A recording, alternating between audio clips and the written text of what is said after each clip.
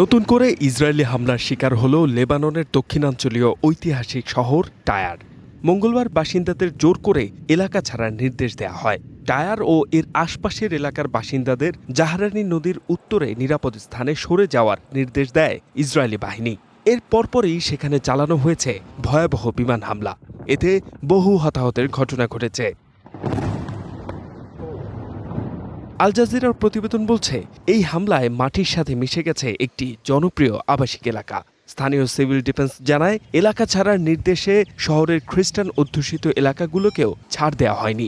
সেসব এলাকায় হিজবুল্লাহ যোদ্ধারা অবস্থান করছিল বলে দাবি করে ইসরায়েল।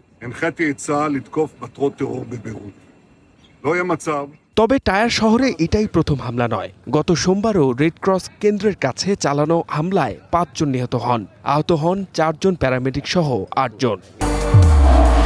নির্মাণে নাম্বার ১ শাহ সিমেন্ট। এই বোমাবর্ষণে ইউনেস্কোর একটি বিশ্ব ঐতিহ্যবাহী স্থানেরও ক্ষতি হয়েছে।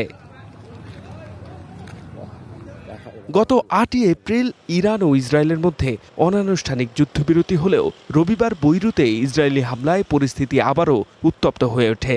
দক্ষিণ লেবাননে ইসরায়েলের এই আগ্রাসন বন্ধ না হলে দাঁত ভাঙা জবাব দেওয়ার হুঁশিয়ারিও দিয়েছে ইরান। এদিকে থেমে নেই লেবাননের সশস্ত্র গোষ্ঠী হিজবুল্লাহ। সম্প্রতি ইসরায়েলি বাহিনীর বিরুদ্ধে ১৬টি সফল অভিযান চালানোর দাবি করে তারা।